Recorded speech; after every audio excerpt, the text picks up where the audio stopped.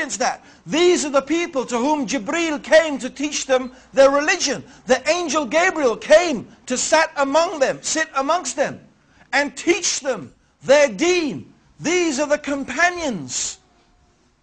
These are the people who knew the circumstance of the revelation.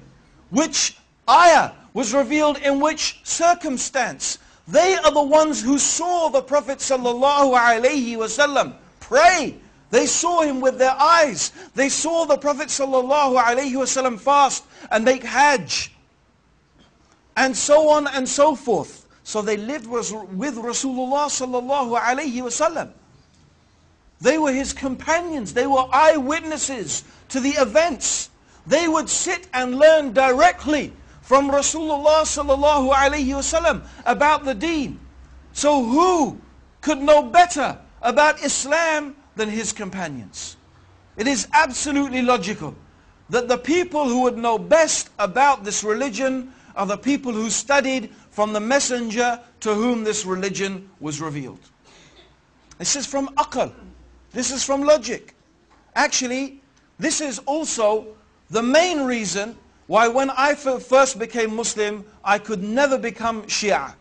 I could never have become a Shia. Because when I first became Muslim, in fact, at the time, the Iranian Revolution was very strong. And outside the mosque where I now work, which is the main mosque in London, the Regent's Park Mosque, the Central Mosque, every week you used to have the Shia handing out a newspaper, Al-Khayran it was called. And we used to read it avidly. And we used to follow this slogan, no East, no West, Islam is the best, and all that type of stuff. Okay? And you know, Khomeini for many people was a big hero because it seemed as if he had shown to the world that once again we could implement Islam and have an Islamic state as we thought. But so I began to study Shiism and what it was teaching and what it was saying. And the big conflict I came was the attitude of the Shia towards the Sahaba. Now many of you may know, and some of you may not, that the Shia, first of all, they are a very small minority amongst the Muslims. They are only 15%. 85% of Muslims are Sunnis. Walhamdulillah. The Shia only constitute about 15%. So they are a small minority. However, their claim is, amongst the many things that they say, is that the majority of the companions of the Prophet apostatized from Islam after the death of Rasulullah sallallahu alayhi wasallam. Particularly the three taghuts, who they call, a'udhu billah, the three taghuts, Abu Bakr, Umar and Uthman. They call them the three taghuts, which means, taghut means a false god. Something that anything that is worshipped besides Allah is a false god.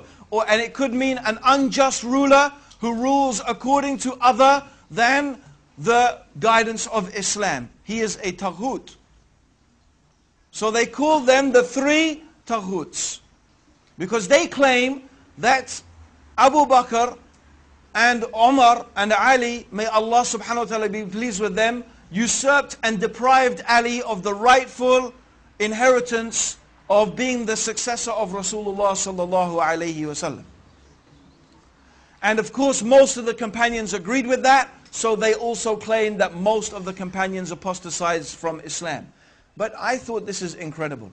How is it that Allah chose to be the companions of the messenger, a group of people who after his death apostatized from his religion? And these are the people who spent all of their life with Rasulullah sallallahu alayhi wasallam. These are the people who are ready to give and often did give their lives in the service of Islam to protect the Prophet sallallahu alayhi wasallam and to protect the religion that the Prophet preached. How they sacrificed their money and their time and everything for the cause of Allah and His religion. Yet when the messenger dies, they apostatized. It doesn't make any sense. It's illogical. It seems to be a totally irrational proposition. Rather, we believe that the companions are the best of all the human beings after the prophets.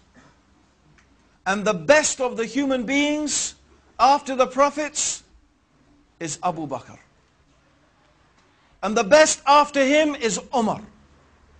And the best after him, although there's some disagreement, is it Ali or Uthman, or are they the same? But it will seem that the stronger evidence shows us that it is Uthman ibn Affan and then Ali. These are the best. And then after that, we don't make a distinction amongst the companions. But generally also the companions themselves are the best of the human beings after the messengers. This is the status of the Sahaba with us. Not